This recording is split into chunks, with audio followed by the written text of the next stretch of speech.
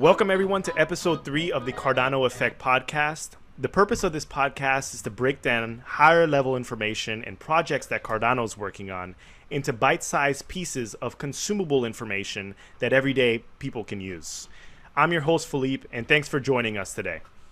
I want to preface this by saying thanks to everyone for episode 1 and episode 2. We have grown a pretty large community. We're up to almost 2,000 subscribers, which is staggering. People are leaving comments consistently. We appreciate all your comments, your feedback, your critiques. Keep sending them. We are looking through them. Send them to thecardanoeffect@gmail.com. We are on Reddit. We are on Twitter. We are everywhere. So just get in touch with us if you need to. So today's episode is episode 3, and it's going to be about this idea of the word third generation blockchain. Is it a buzzword? And what do I mean by buzzword? There are a lot of buzzwords around the crypto sphere, whether that's blockchain or this startup company, this startup blockchain company is going to the moon. Regardless of what you hear, there's a lot of buzzwords that go around within this industry. And we're going to break down this word third generation blockchain to see whether or not it is a buzzword or whether or not it can be substantiated by certain claims from certain cryptocurrencies. And in particular, we're going to be speaking about ADA. So the Cardano project is touted as a third generation blockchain, and we are going to break this down from first generation to second generation to third generation. They all come with their pros and cons, but we were going to figure out exactly what direction we're moving towards in this future. So before I start this podcast off and transfer it to my guest hosts, my co-hosts, Rick and Sebastian, I want to preface this by saying that I am aware that the market is tanking, and I have empathy for everyone. So, while I stick to the fundamentals and I try to be a fundamental trader, the markets do affect me too. I am human. And the purpose of this podcast is maybe to get everyone's mind off of the consistent drop of prices. I mean, they may go down further, they may stop, they may go higher. But during these times, it's important to stick to the fundamentals and see exactly what's going on with this project. Whether you are in stocks or whether you're in crypto, it's important to know where your money's going into. And at the end of the day, everything is tanking right now, so don't feel bad. Stocks are crashing, crypto's crashing. The only people that are really profiting on this situation are the super traders that know how to time the bear markets, or people that just have cash, because cash seems to be king right now. But eventually, if these things take off, things will change to our favor. But in the meantime, we're going to stick to the fundamentals here and figure out exactly what this project Cardano is offering. So like I said before, none of what we say on this podcast is financial advice or shouldn't be taken as such. If you are your best financial advisor, and if you don't think you are, you need to find someone who's qualified to do so. So that being said, I am going to transfer it over to Rick and Sebastian. They're going to introduce themselves very quickly. And I want to say one more thing, that not every week we're going to have a guest host. So sometimes it's going to be just us three talking. And if you don't like that, there are going to be episodes with guest hosts, special guest hosts from Emergo or IOHK or the foundation, whatever the case may be. You can tune into those videos. If you don't like us three talking, then tune into those videos. If you don't like those type of talks, tune into our videos. There's going to be a lot of different episodes, and we're going to be talking. So that's the most important thing, starting the dialogue. So with that, Rick? Hey, Philippe. All right. First of all, thank you for the words of consolation on the market, because I almost kind of felt bad. I'm like, same way, lose a lot of money, but we're all losing money together. The stock market's losing money. Unless you tethered or you went to cash or something like that, then you're hurting. So misery loves company, and I'm glad to have you with me, bro. All right. So in today's episode, we're talking about what is Cardano and what makes it a third generation blockchain. And we have our founders that were Charles Hoskinson and Jeremy Wood. Those are the fellows that started it up. We won't be talking about the people. We're going to be talking about the technology behind what makes a third generation blockchain. Key focus this episode. So I'm going to introduce myself there a little briefly, and then I'll go over to Sebastian. So Sebastian, how are you doing today, sir? Doing good. Yeah. So for those who don't know, I work at Emergo, and I work in R&D. That means that I spend most of my days either writing code or reading papers. So I'm not from the marketing department. By the way, we should have people from the marketing department on this podcast eventually. Emergo's actually got a fairly quickly growing marketing department now that we have our new Chief Marketing Officer Florian, who started recently. But anyways, I digress.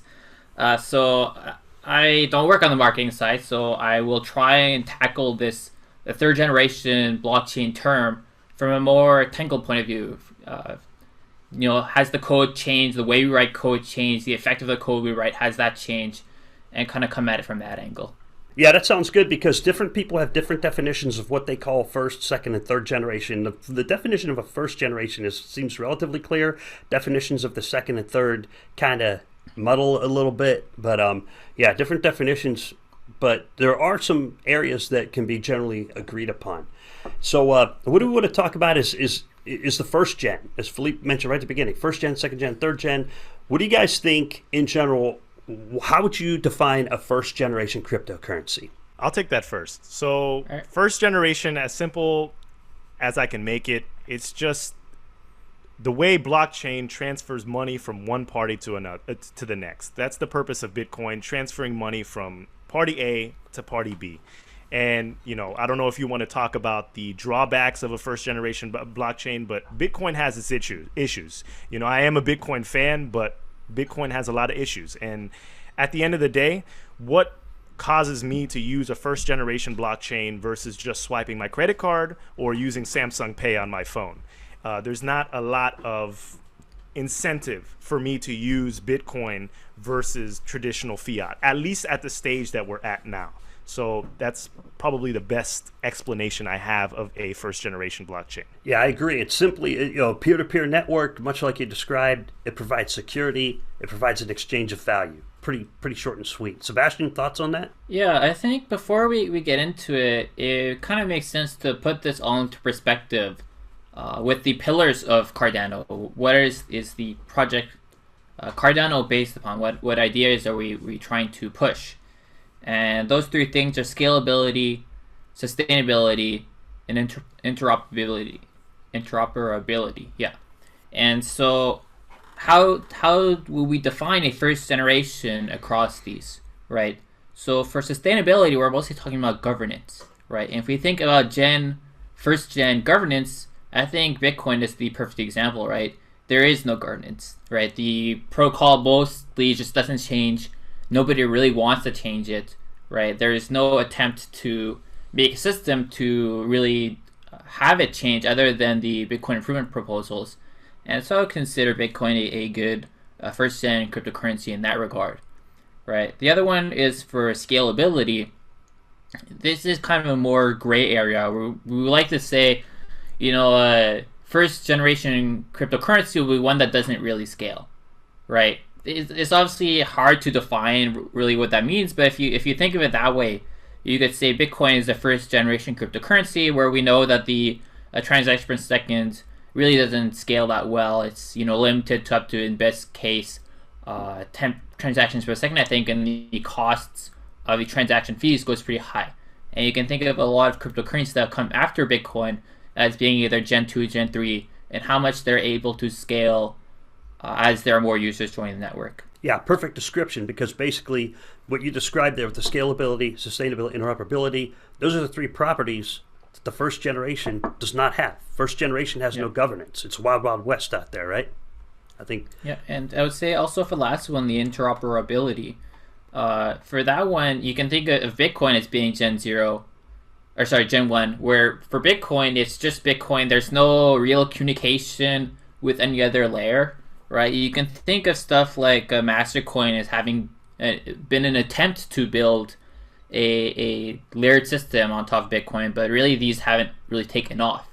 Right, you can think of in that way Ethereum as a second generation, in the sense that with Ethereum you have a lot of ERC20 smart contracts and other platforms like this that try and either interface with the legacy world or have an attempt to interface with other blockchains through trusted bridges or trustless bridges. Okay, you know what? I'm glad you touched on trusted and trustless, because those are some definitions.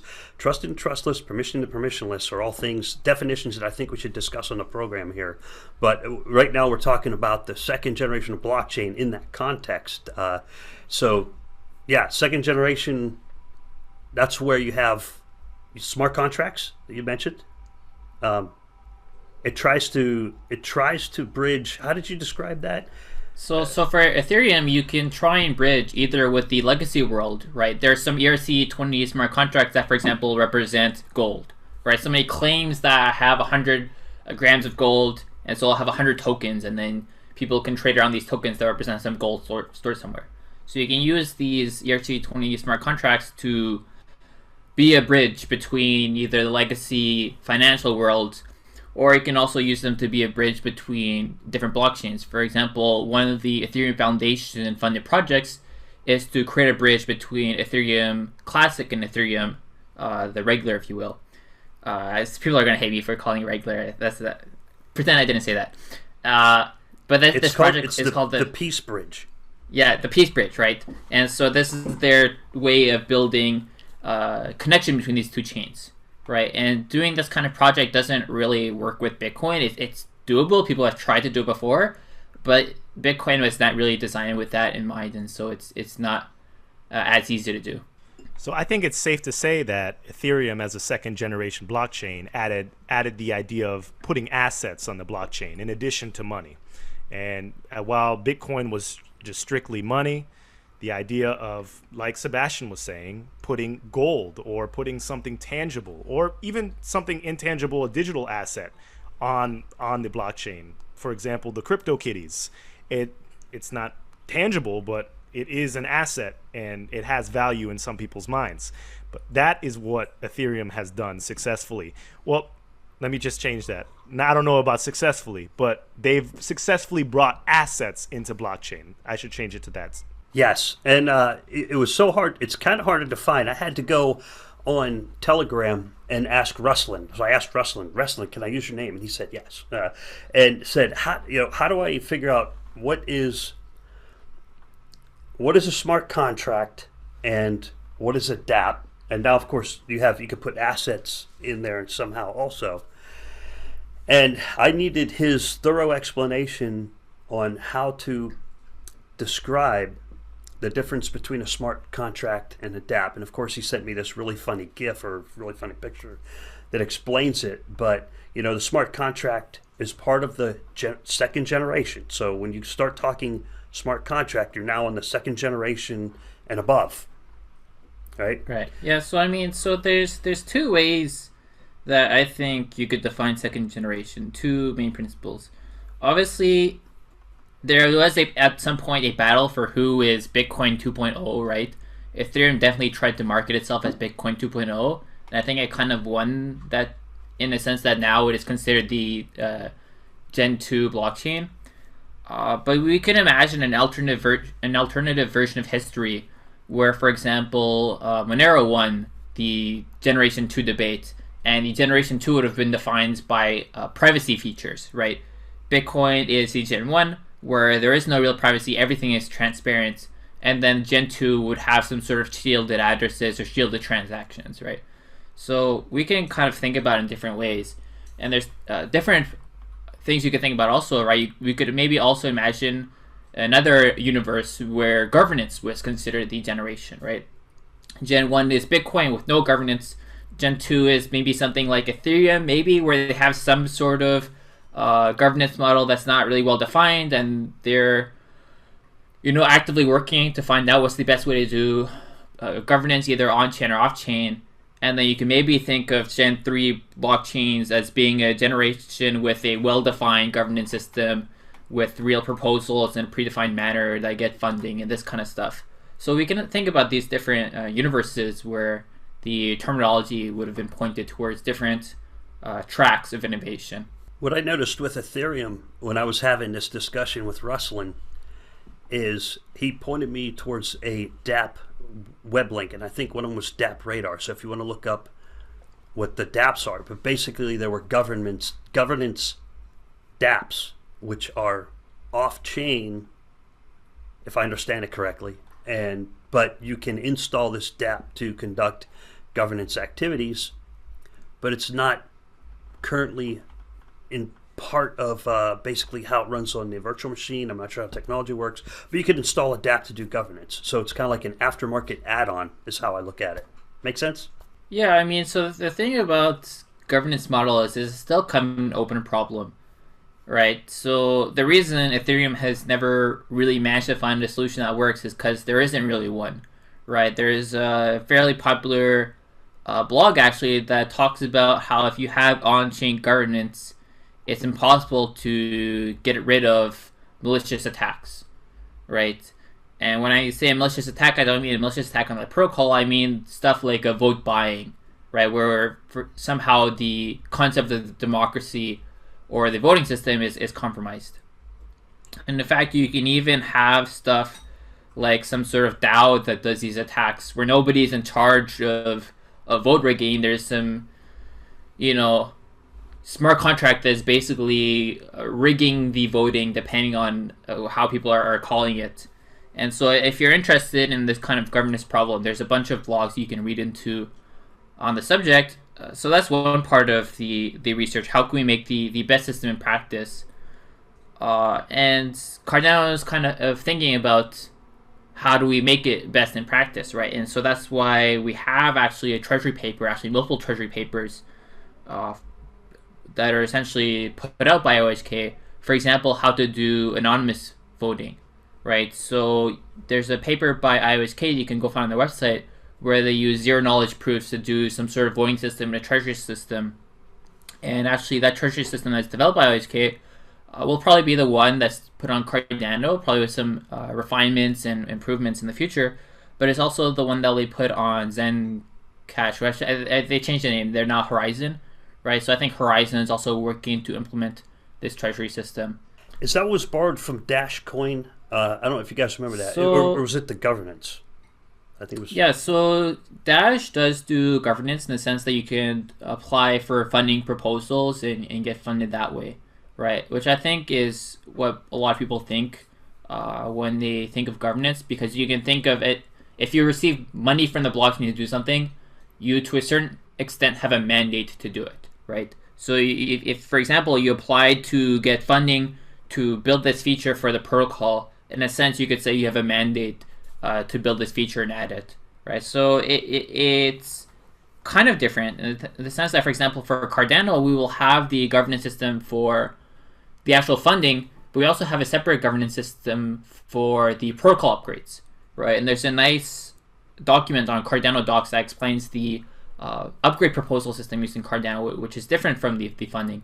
But you can kind of think of them as being similar, because if you are funded to build a feature and more than 50% of the people agree to help fund you to build a feature, probably they should agree for the protocol upgrade to then introduce that feature into the blockchain. Does that make sense? Yes. So Dash has this funding system, right? And IOHK wrote a paper about Dash's funding system, some parts that could be improved and this kind of thing. And then they also wrote another paper that was about a possible treasury system for Ethereum Classic. And then they wrote the third paper, which is how to do these kinds of zero knowledge proofs for voting, right? And that's what's going to be implemented in Horizon and possibly implemented for the treasury system in Cardano.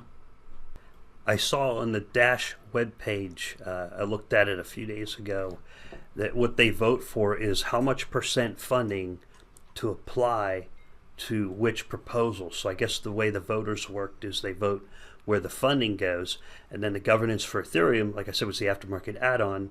I guess they install this, they install this DApp, or they go to this DApp, and then they establish how they want to move forward. I didn't see how it was used. I didn't install it, so can't speak to that.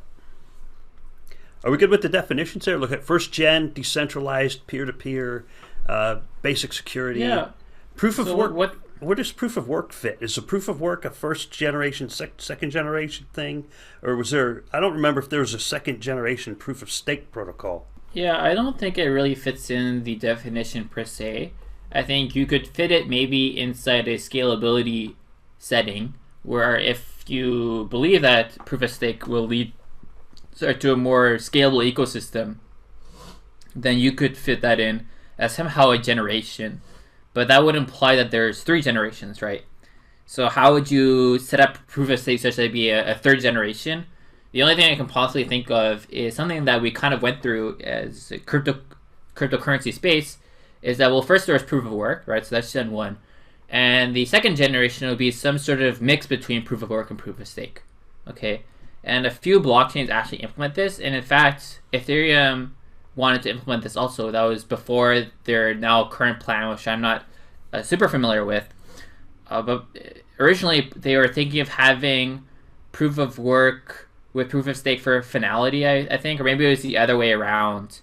But it was some sort of like a mixed system, and they want to use this as a transition step until a full proof of stake in the future. But then you could imagine proof of stake as being the third generation, right? Yeah, that's making me wonder. So Ethereum, let's say it's second generation, and they plug in, they got two versions of moving forward. They have Casper, the friendly finality gadget, and that makes it, that allows them to achieve finality, but it's all parts of Casper. They got another version of Casper, and so it's almost like if the other version allows you to go to staking vice proof of work, and so I guess it would still be a second generation. It's not like it evolves or upgrades. Maybe it does. Maybe the definition changes. At that I think point. that the definition. I think the definition is subjective in this community, like in crypto in general. Different people look at different models to determine whether or not it's first, second, or third. Like Sebastian was saying, governance is important, and you could break it down to 3 levels of governance. But if scalability is important, you can break it into 3 levels of scalability. Or sustainability, 3 levels of sustainability. All the pillars that pretty much define what Cardano is could be broken down and you can divide each crypto into whether or not it's first, second, or third generation. I think that a majority of the crypto community looks at scalability as the metric for whether or not something is first, second, or third generation.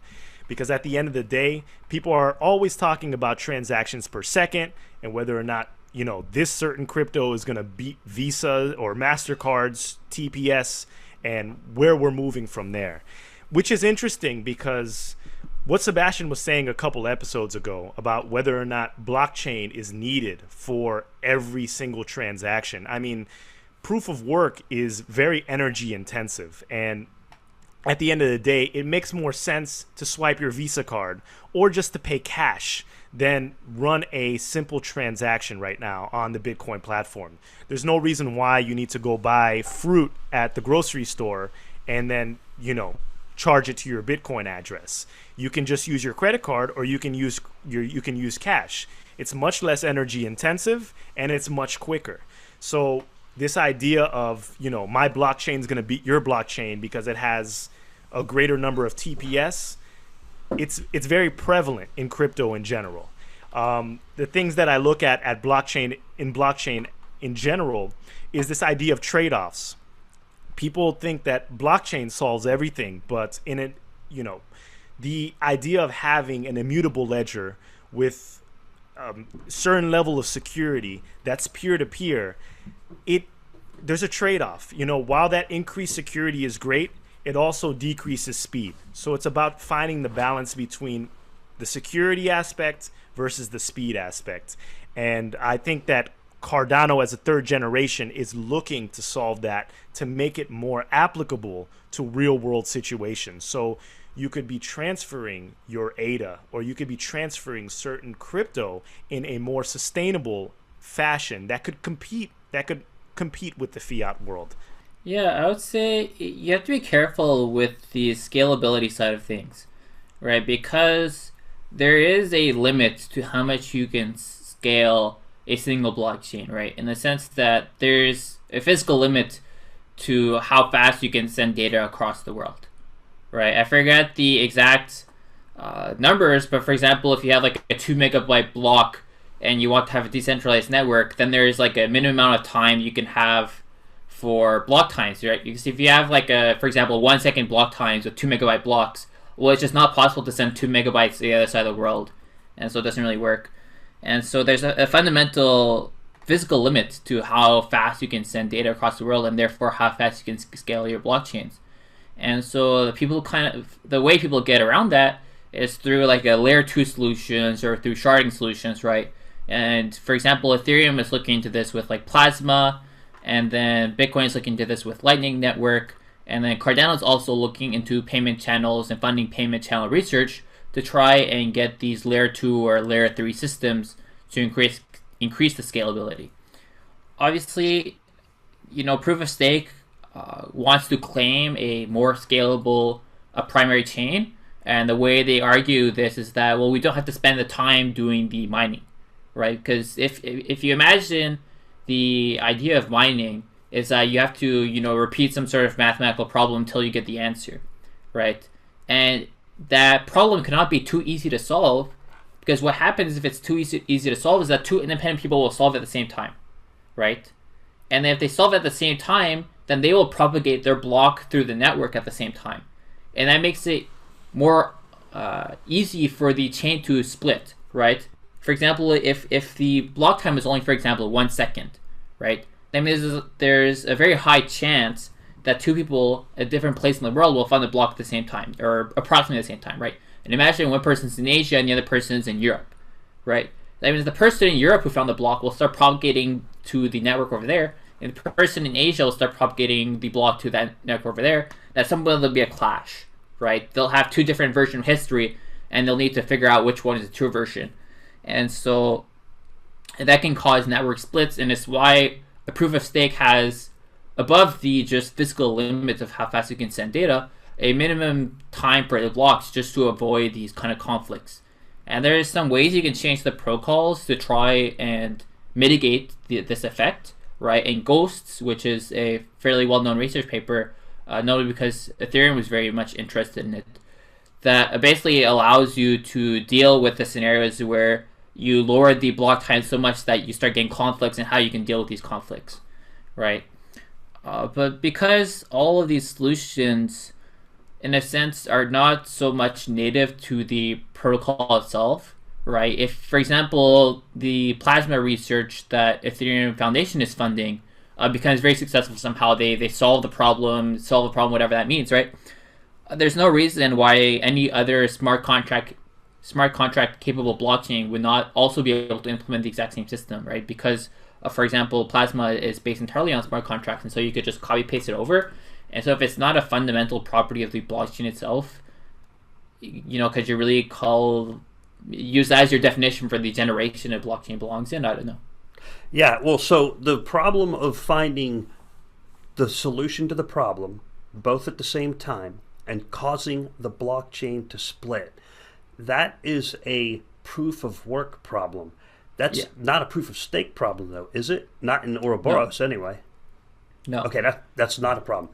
Hey, there was something else I wanted to touch on, Sebastian, on scalability, because we got the first generation defined the way we wanted to find it. Second generation, relatively defined with the smart contracts. Third generation, the scalability problem.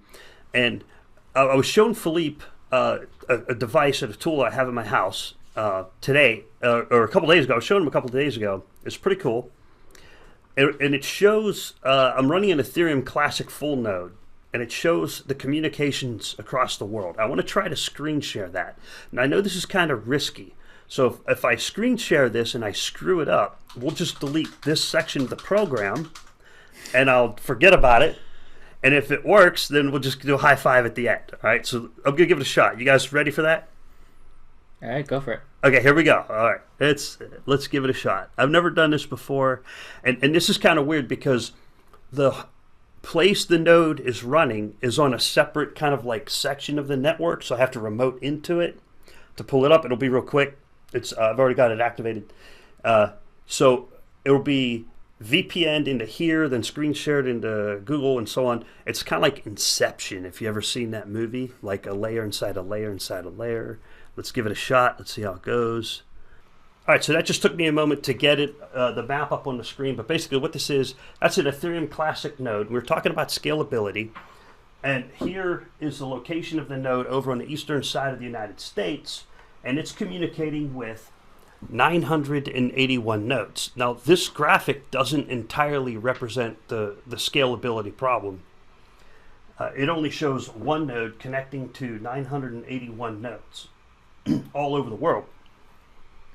Okay, if you imagine if all 981 nodes all had the same graph up, and every time you see a green line flash, can you guys see the green line flash up there?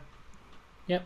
Those are UDP packets or something like that. Correct me if I'm wrong, Sebastian, but that's data communicating between the nodes right there. Every node out there is doing the same thing. I can't display their data that they're transmitting and receiving, but I can display my data that's being transmitted and receiving.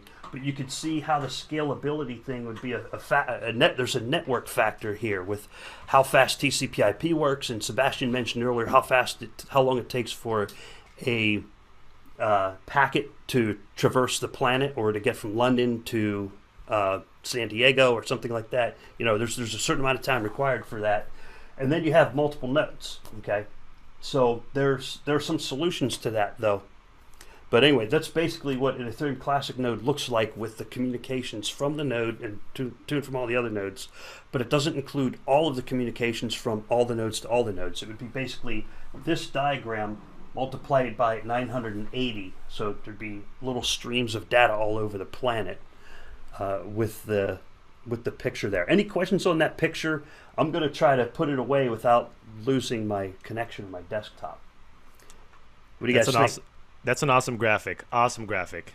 Very interesting. We should have something like that for Cardano and put it in the background, right? For the show in general. It's slightly different because we wouldn't be able to get 980 nodes or something like that for Cardano. But we can get something probably somewhat similar going on if we have an engineer who's willing to build it. What's interesting is, coincidentally, if you were to make 1,000 stake pools, this probably isn't a good analogy, but that's 1,000. That's almost 1,000 connections right there. So you can see there's the network and scalability. There's a direct relationship. There's problems that have to be solved there. For Cardano. What's Cardano? Let's say, well, regardless of stake pools, if I have a full Cardano node running, that Cardano wallet node on my home computer is going to be talking to many, many other nodes once it becomes decentralized, right? Well, I mean, even now, right? So there's two parts of it, right? So one of them is the block creation, and the other one is block transmission, right? And so you can currently use Cardano to connect to another peer, right, and download blocks from your peer, right, even though you cannot create blocks. So I think if my understanding of the current state of the code is correct, you'd have a graph, something like this, where you would not be connecting to people creating blocks. You'd be connecting to other peers, transmitting transactions and block creation events around. Does that make sense? Kinda. Just because you cannot make blocks in Cardano right now in a decentralized manner does not mean that you are not connecting to multiple peers to transmit the existing data in the network. Does that make sense as an explanation? Okay, that makes sense a little bit more. I've pulled Cardano. I pulled the current version of Daedalus. Currently, Cardano's not decentralized. It's centralized. I pulled it up on here, and I get like 12 connections. It gets 12 lines going out. One of them's like NTP service. One of them is some type of HTTP service. Another one's the actual transactional data. But I'm not sure exactly what's contained inside the data packets themselves. But basically, it's connecting to other nodes and acknowledging transactions right now. Yeah, I mean, so if you transmit a transaction, there's no reason you wouldn't be able to transmit to another node, who then transmits it to another node that eventually reaches a relay node, which then sends that to a core node, which then processes that into a block, sends that back to the relay, who then sends that to somebody, who then eventually manages to hop back to you. Maybe that's too technical of an explanation. No, that makes sense. I remember seeing a diagram, but where does the edge node play into this picture? I'm not a super expert on the networking stack of Cardano. I think the edge nodes are just to increase the amount of nodes that are present, right? Because the relay nodes, there's a limited number of them, right? And so only the relay nodes can talk to the core nodes. but to lower the amount of traffic on the relay nodes, I think there's some layer between them. It is something like that. I don't remember off the top of my head. I didn't program this part of the stack, so it's based on whatever documentation and code I read over time. But okay, I can't answer with 100% certainty. Okay. So once Cardano is decentralized, the relay nodes will still be there, like they're currently there now. No, the relay nodes would disappear. They would still exist for example, a test network, right? But for the mainnet, there would be no such thing as a relay node. You could spin up your own relay node if you wanted to. Oops, sorry. That'd be the equivalent of running like a full node in Bitcoin, right? So currently in Bitcoin, if you run a full node, there's no mining capacity in your machine, but you're still relaying transactions around. So that'd be kind of the equivalent. Okay. I wanted to segue quickly to we can spend a few minutes on this topic. The paper that Charles Hoskinson tweeted the other day, the parallel chains paper. And I wanted to highlight the importance of this in Cardano's scaling efforts, because with the first generation and second generation blockchains, well, everyone's trying to scale. I mean, Bitcoin's trying to do the Lightning Network, Bitcoin NG, next generation, the hybrid consensus, Thunderella.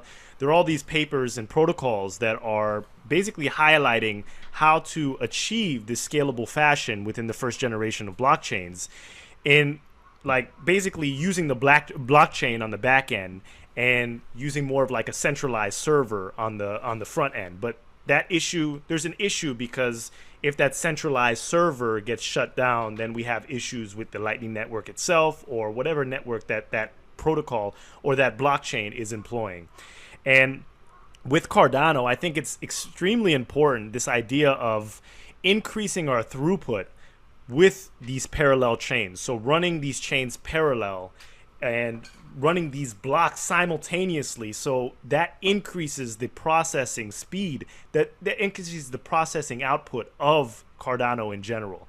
I think it's most analogous. The way I understood it was comparing, let's say, another third generation blockchain or a first generation blockchain claims that their TPS is through the roof. They claim that they can do 1 million transactions per second. I compare them to the United States Postal Service. USPS, they have millions and millions of customers around the United States. Everyone can go right now and put a letter in their mailbox and put that flag up. So technically, USPS's transaction, their output, their throughput is like 1 million, parcels per second, but doesn't mean that they can pick up 1 million packages per second. The only way they could do that is if they had a USPS truck stationed right outside everyone's mailbox at the exact time that they put their mail inside the mailbox. And this is analogous to like the latency issue, the latency issue within blockchain. So what Cardano is looking to do is this idea of parallel chains, and I compare it to Amazon. I took a tour of the Amazon FBA warehouse, so fulfillment by Amazon in Tennessee, probably 3 or 4 years ago. And the idea is that multiple different computers are processing everyone's prime order simultaneously, and packages are being fed on multiple different lines, but they all converge into the main central Amazon computer. But Amazon is able to increase their throughput basically by running lines simultaneously. And I think this is exactly what Cardano is going to be doing with their parallel chains. And I just wanted to make a quick mention. I know I'm going to get heat in the comments, but one of our main competitors is EOS. And EOS at the beginning claimed a lot of transactions per second through their actual blockchain.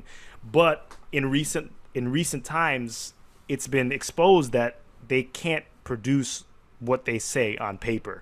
And I think this is very important for Cardano. I actually have the quote right here. So, as observed in the section on performance, this is for EOS. The transaction throughput in the system does not exceed 250 transactions per second, what they were claiming, even in optimal settings with 0 milliseconds of latency and 0% packet loss. During tests with real-world conditions of 50 milliseconds of round-trip latency and 0.01% packet loss, performance dropped below 50 TPS, putting the system in close proximity to the performance that exists in Ethereum. So this idea of claiming your blockchain can do something, while theoretically it can, and actually being able to do it is a whole nother game. So I don't know if anyone wanted to put their 2 cents in, or their 2 ADA in.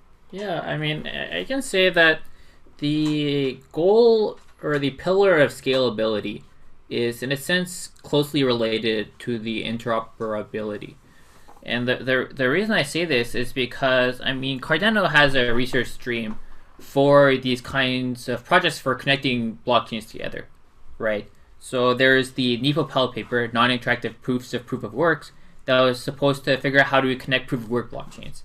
And there's also a proof of stake paper that's hopefully going to come out soon that talks about how to connect proof of stake blockchains, right? And then once we have this, and we have the Ouroboros BFT paper, which is already released, you can imagine that we scale our network up by having, the main chain, right, which is using proof of stake, and then you could send your coins around to these Ouroboros BFT chains that run a specific smart contract, possibly run and validated by the same people as the main chain, possibly not. And you're kind of hopping around between different chains. And then eventually, whenever you need to settle, you use the main chain as a settlement layer, right? And so if you consider scalability not from a single chain point of view, but from an ecosystem point of view, then in a sense they're working towards the same goal, right? The fact that you can balance between multiple chains to get your transactions through for different purposes allows the system to scale more. And if anything, you can see this with the existing blockchain ecosystem, right? So if you imagine we only had Bitcoin, right? Imagine Bitcoin is the only option. That means the entirety of the concept of blockchain will be limited to about 10 transactions per second, right? But the reason blockchains have grown to handle a large amount of money is because we've essentially increased the scalability of the ecosystem as a whole by allowing people to move to different chains, right? If Bitcoin is too slow for me, I can trade my Bitcoin for another cryptocurrency and use that network, right? And then that's some scalability benefit for the ecosystem, not for an individual chain. And Cardano is, in a sense, pursuing that in the sense that we're trying to create a connected ecosystem so you can more easily get access to networks that have unused bandwidth in a trustless manner, right? Because right now, the problem we have with the current ecosystem is, say, okay, you're on Bitcoin and the Bitcoin network is congested, right? And you look at Cardano and you're like, oh, Cardano has some free bandwidth. I should go on the Cardano chain, make some transactions there, and possibly move back eventually. That's not possible right now without a trusted middleman, right? You'd have to, put it on Binance or something, sell your coins to this trusted middleman, and then transfer to Cardano, right? We would like to have the ability to reuse this unused bandwidth in a trustless fashion, right? And that's kind of the core of IOHK's research for NepoPows and this proof of stake stuff. Does that make sense? Yeah, it makes sense. And they're used another one of those words, trustless. So let me just touch on the definitions there for a moment. You got permissioned and permissionless, trustless and trusted and trustless. And permission means someone has to say, yes, it's allowed. Permissionless means it's allowed and no one has to say it. That's a good thing, right? And then trusted means there has to be a middleman who is trusted in nature, or some device or something saying, yes, this is authorized. But trustless is a good thing because that means trust is not a factor. It can be used with the assumption that it will perform what it's supposed to correctly. You don't have to trust it. Did I get those right? Yeah, I mean, the beauty of the NepoPel construction, right, is that you don't need any approval from any person to connect between chains, right? So, for example, if I have, Ethereum Classic and I want to transition to, for example, another proof of work chain, maybe Bitcoin Cash or Bitcoin Regular, right? I can make the swap between the transfer between the two chains without anybody being able to deny me the ability to do so, and in fact, without even anybody realizing that this happened, right? So unless you specifically tell somebody, hey, I transitioned to that chain at the specific time, here's a transaction where I did it, nobody would really be aware, right? And actually, the way it looks like from a miner's point of view, when you do a NEPA transaction to switch between chains, it'll just be a smart contract function call. So there's some smart contract that either you deploy yourself or use one that somebody else has deployed. You call in the smart contract and you pass in some data, and that data contains a NEPA proof. And then that's how they know that you did something on the other chain that you can broadcast an event.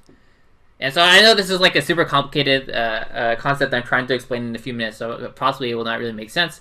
But the real beauty, what I'm trying to say is that the real beauty of the NEPA construction is that not only can you transfer your assets to a different chain without having to have anybody be the gatekeeper, right? You can do it in a trustless fashion. You can also do it without anybody even being aware that it's happened, right? You swap chains, but nobody knows you've really swapped chains unless they know where to look. And I think that's super powerful.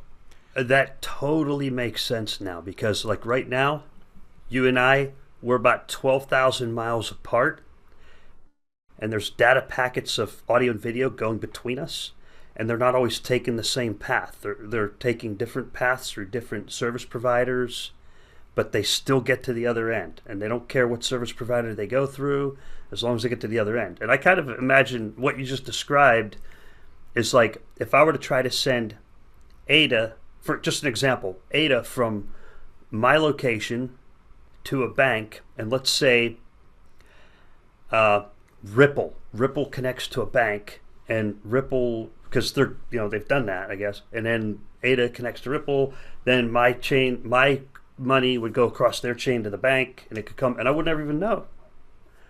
That's just an example, but is that roughly the idea, right? And it could probably hit. Well, I mean, sorry, go ahead, Sebastian. Yeah, I mean, so you wouldn't even have to have this bank layer, right? That's the advantage of the NEPA chain, or not NEPA chain, the NEPA construction, right? All you need is to have a platform, a proof of work platform that supports generating NEPA proofs, and then another chain that it doesn't matter if they use POW or POS or anything else, as long as it has smart contracts. Those are the two requirements. And as long as you have those two requirements, you can just switch stuff around with no middleman. You go directly across, and it's done without anybody really even being aware that it's happened. How would this communicate with the legacy system? And the if you're able to go ahead. Yeah, so this wouldn't communicate with the legacy system. So because the reason communicating with the legacy system is hard is because somebody has to prove that some asset exists, right? In cryptocurrencies, it's easy to prove that an asset exists because you have some sort of cryptographic proof of its existence, right? And that we use that fact for the NEPA construction. The fact that you can cryptographically prove that an asset exists allows you to do this trustless transaction. However, for a legacy system, you have no proof that somebody holds USD, right? The only way you can have proof that somebody holds a certain USD amount is if you get some statements by maybe a bank or a government that basically validates the claim, right? And so that's why you can't have these kinds of trustless bridges. Does that make sense? Does that answer your question? Yes, it does. It does. That's a very. I mean, I know that. This is something that has to be solved because the financial world is a very sketchy world. I mean, in the sense that governments do want to control they do want to have some sort of metadata on customers. So, how this. It's in the process of being solved, right? Because if you imagine right now, there's a bunch of stable coins coming out, right? That are backed by, for example, large U.S. banks. For example, I think there's like Gemini coin, or I forget their name, and then there's Circle USD. I don't remember the names of all the stable coins, but there's some ones that have some legitimate bank backing it. And as soon as you have some asset that is on chain that represents the US dollar that you can trust, then you can now use this for the NEPA construction, right? And so if you want, you could send US dollars indirectly through this stable coin, and then create an ePOP proof to prove that you made this transaction, and then send that over to Cardano, right?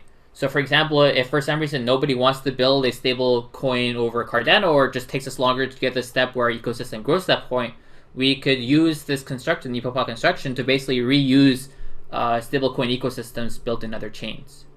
So I imagine like Ethereum Classic, which is a proof of work coin, or Ethereum, could be stored in a Daedalus wallet or a Yoroi wallet, for example. Yeah. Okay. And that's what the NepoPow will solve. That's the cross-chain. Yeah, so the core concept of NepoPow is basically being able to prove a certain event happened within a chain. So as long as some event happened that you're trying to prove, then that's all you need. Cool. Right. So for example, if you want to have a Cardano smart contract that requires 5 USD to run, but there is no USD stablecoin in the Cardano blockchain, you could tell your users, okay, what you need to do is go to Ethereum, use one of the stablecoins on Ethereum, send your stablecoin to this address, generate an NepoPow proof, and then send to the Cardano blockchain. And then through this kind of convoluted construction, it'll be as if you sent the $5 directly through the Cardano blockchain, despite the fact that we wouldn't have a stablecoin. Hopefully in the future we would have a stablecoin, so all this construction would be necessary. But that's to say, constructions that IOHK has spent a lot of time researching and implementing do have some real-world use cases that will allow Cardano to basically scale both in the scalability problem, but also scale in the connection between the rest of the ecosystem that probably no other blockchain is really thinking as much about. You know, I'm glad you explained that, because that connected the idea of interoperability and scalability. In my mind, I had them compartmentalized. One was one thing, and the other one is a different product. Like interoperability, I didn't imagine that. If we're going to use other blockchains, that improves your scale, because now you have more networks running the token, gives you more processing power. I always thought of scalability in the context of, Philippe mentioned a paper earlier that just came out. I have that paper. I pulled it up on a web page, and it just got released on November 17, 2018. It's called Parallel Chains, Improving Throughput and Latency of Blockchain Protocols via Parallel Composition. It's got a really good abstract there at the top that helps explain it. But basically running the parallel chains also helps improve that scalability. And I've heard it described in this context before also. To improve scalability is BitTorrent. I mean, you've seen a lot of really good IOHK videos where the more nodes you add to a network, that's where scalability needs to work. And I think this paper starts explaining things like that.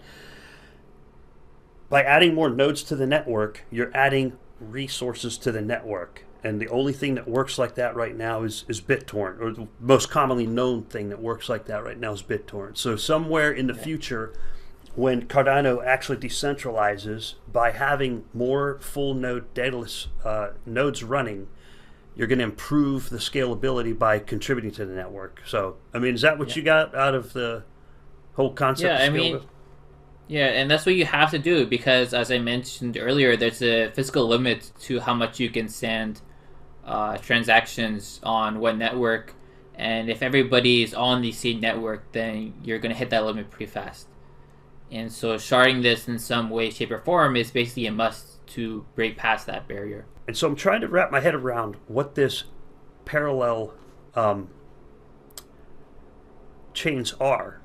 Is that where you have... Right. I mean, so I haven't read that paper yet because it's so recent. I just haven't had the time to look into it. But as far as I know, they're building this to head towards Ouroboros Hydra, which is the sharding implementation that will be used in Cardano. And so basically the way sharding works is that whenever you have a blockchain, instead of having every person run every smart contract, for example, you would somehow split that up. I run smart contracts with a hash between this range and this range, or this amount, like a certain range, and then some other groups of validators run all smart contract within a different range of hashes, and then somehow whenever there's a transaction that needs to go between them, we have some well-defined way of making everything work. And this is a hard problem to reason about and to solve, which is why it's been a research problem for such a long time. But that's essentially the idea of sharding. You're somehow splitting up a chain by some value and then running it with different validators. Okay, that totally makes sense now. I had a completely different idea of what sharding was and what these parallel chains were. My concept was, if there's a region of a network, I was looking at it in terms of network. Like if a region of a network was running, so many transactions, and you did a transaction, part of the network will record your transaction to the blockchain, and someone else's transaction gets recorded somewhere else, and eventually they converge, and they have the same chain. That's what I thought it was, but it actually makes a little more sense by saying that it's smart contracts running on different nodes. Not all nodes run the same smart contract. I mean, I would say, from a mathematical point of view, maybe a slightly more mathematical definition would be you have some chain that is associated with a partition function and a merge function, right? And that's all you really need. You need some way to partition network into parts, and then some way to merge parts whenever they need to communicate across them. Oh, so both descriptions are actually correct. It's just different functions of what Ouroboros Hydra. Well, I mean, it depends what you use as your partition function. Okay. Right. So you could think of the easiest partition function would be splitting the range of hashes into individual buckets. And I'm not sure. I'm sure depending on which partition function you use, the nature of the system changes quite drastically. So I haven't read through Ivy's paper, and not super familiar with this research track, but I'd love to see what they use as their function for basically partitioning a network, and then basically whatever system you use to partition will define how you merge back together. And the tricky part is not the partitioning part. The partitioning part is the easy part. The hard part is proving that you have some way of merging two partitions together in a way that is provably correct, right? To make sure that nobody's cheating. Yeah, and that you're still on the longest chain, maybe? Oh, I mean, it's more like, this is like a long, complicated research problem, so I'm not sure I'm going to explain it in a minute, but like, you imagine you have, for example, some partition that's running, and at some point, for example, let's say you partition on the hashes, right? And at some point, you call it a smart contract that lives in a different partition, right? Okay. Then you need to be able to either run the smart contract that's on the other partition that you don't have access to, right? Because by definition, these smart contracts deployed on a subset of the network. Or you need to somehow send this over to the other subset of the network and prove that this version of history is correct, right? So if you cannot prove that one partition of the network has a correct version of history, then you could essentially fool partitions, right? I could go to partition 2 and be like, hey, please run this for me. Trust me, it happened. And it turns out I lied, and now they have accidentally imported fake data from an untrusted chain. Does that make sense? Yeah, it's a form of attack of some kind. Yeah, so I mean, the problem with stuff like sharding on proof of work networks in particular is that what happens if you spread your blockchain into 3 parts, for example. Then it is reasonable to say probably each part will have 1/3 of the hashing power, right? Which would mean if an adversary wants to attack one section, they only need 1/3 of the hashing power to mount a 51% attack on this specific partition of the network. And then if they can do a 51% attack on this partition of the network, and they have some way of then passing transactions to the other partitions, then they can use this to kind of propagate their attack throughout the network. Okay, now I get it. I think I remember a video from Charles Hoskinson where he described if the more you shard certain types of networks, the more sharding that occurs, the easier they are to attack, or when they come under attack, they slow down. Yeah. Yeah, so I mean, so you would like to have it such that they're either not as easy to attack as a linear correlation, or have it such that the attackers have a limited attack surface, right? For example, one thing that you have with your side chains in Cardano in general is that you keep track of how much money has been sent to one chain, and then the chain can never claim back more than the total amount that was sent to it, right? And that kind of gives you a shield. Even if that side chain becomes compromised, there's some sort of security flaw, they cannot create ADA out of thin air, right? So you need to have a certain set of mathematical properties that guarantees some level of safety despite the sharding that's going on, or the side chains that are going on, or whatever system you want to use. I would imagine it would a transaction could take longer if a network was too sharded, but maybe I'm wrong. Oh, I mean, it's supposed to be you trade off security for performance. That's the basic idea. And so these problems are still open problems. So, I mean, there's different blockchains that have tried to tackle this problem in very different ways. So until we have somebody that comes up with a rigorously proven way to do sharding, or a rigorously defined way to just say what sharding is, then we will continue to kind of have this ambiguity where it's not clear if this blockchain is doing this way and this blockchain is doing it this way. Are they compatible systems?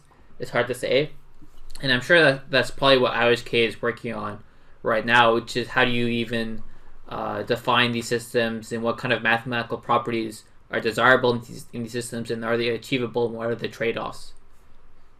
So I haven't read through the parallel chains paper. I'd imagine there's at least some discussion of this. I just thought of something weird. So you know how right now the test nets are, you kind of log in from outside, you log into this server cluster, whatever it is, to use the test nets. Like there's a KEVM test net and a Yellow test net, and it's running in some type of hive somewhere. When they try to test the sharding like you described, would that have to be tested decentralized? Like, I mean, maybe I'm way off the reservation here with this, but how would you test that with the test net, that you have these nodes all over the planet and they're running different smart contracts? What would that test net look like? That just popped into my head. I'm like, man, this is complicated stuff.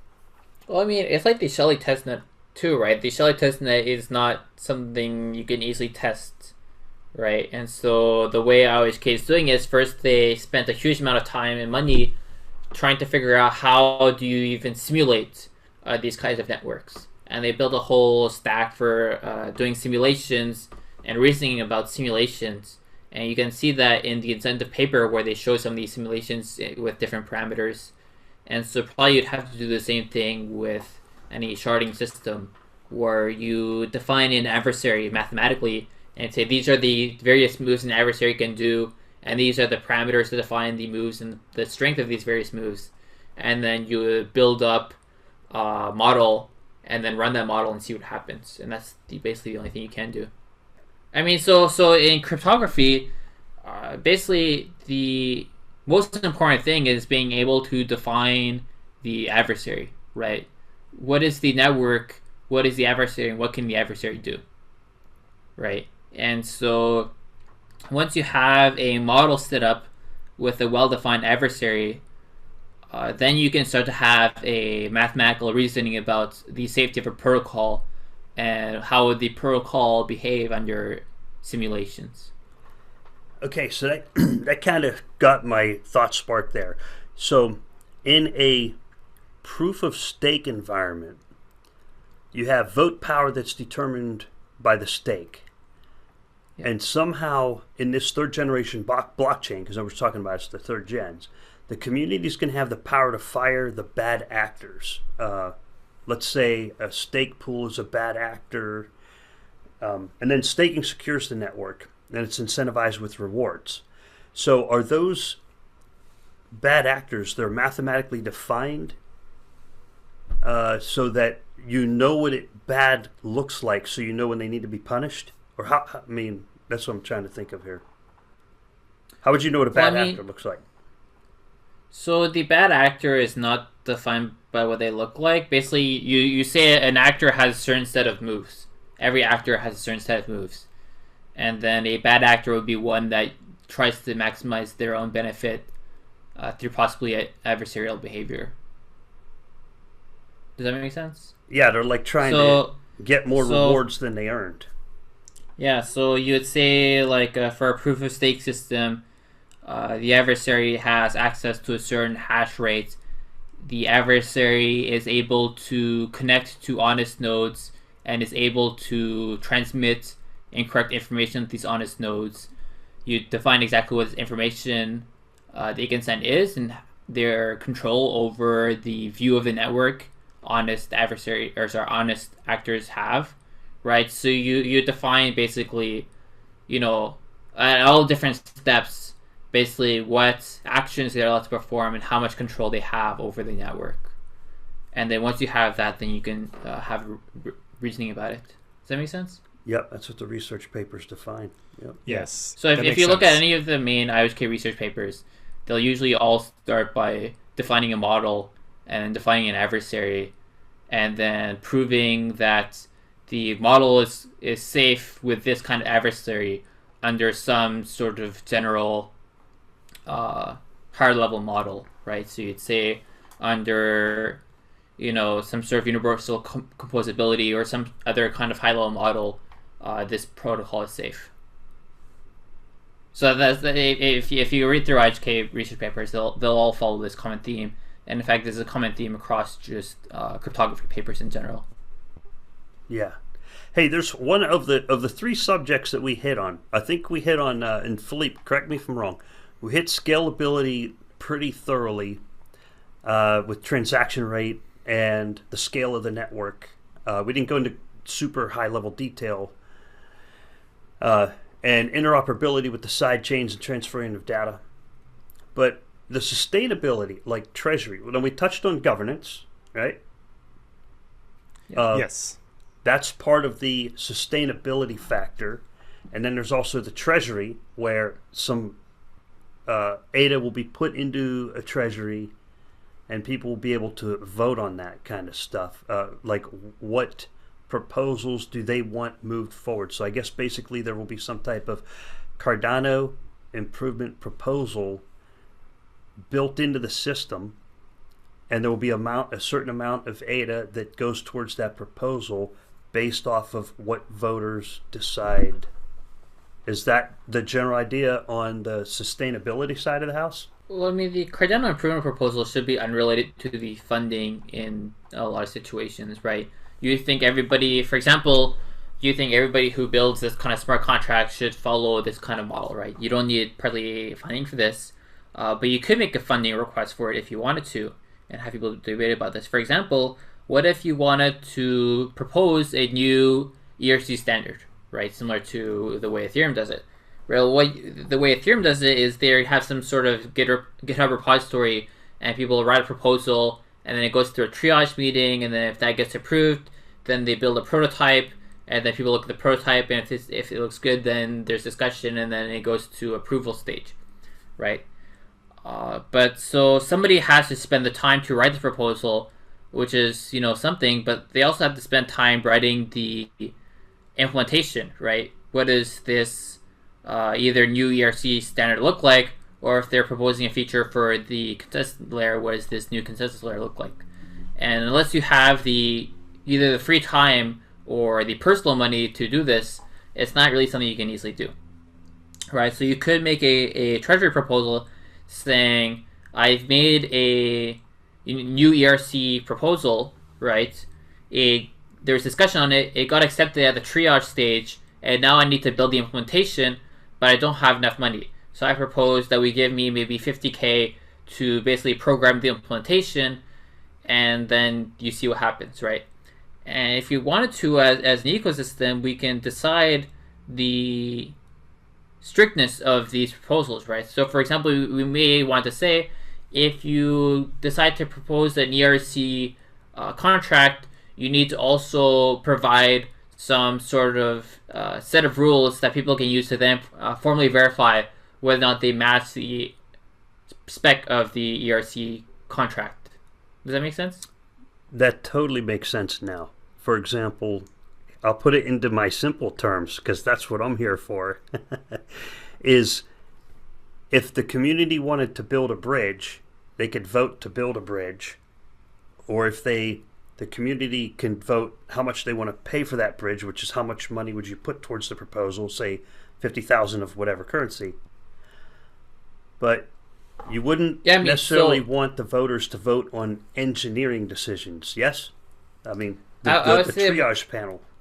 I would say more it's deciding whether or not to build the bridge is, in a sense, independent of deciding whether or not to fund the bridge, right? You could approve the bridge and then just hope somebody finds money to build it, right? Or you could approve the bridge and then also subsequently approve building the bridge. Does that make sense? Yeah, where the funding is a separate proposal from the actual. The only problem with that is that the Treasury proposals are not a real-time thing. It's not like I propose building a bridge, you guys approved.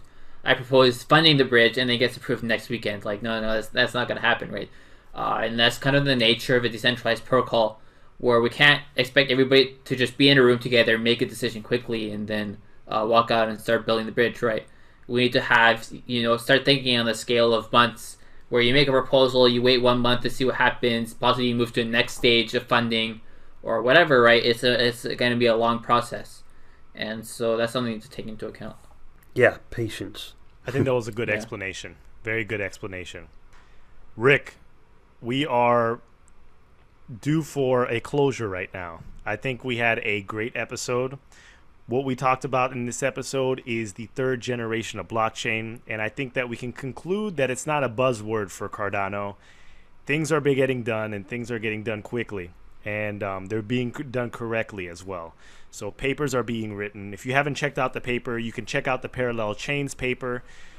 Charles tweeted about it, and I'm sure it's on the IOHK website. I think we can include the link down below. But other than that, I know there are a lot of questions from the community, and I think we're going to try and dedicate next podcast episode to answering some of these questions. Today was just about the third generation of blockchains, and Cardano is in a prime position to accomplish what it's supposed to accomplish. So that being said, I don't know if Rick or Sebastian wanted to close with any final words, but we are wrapping this one up. Yeah, if I can add some closing words.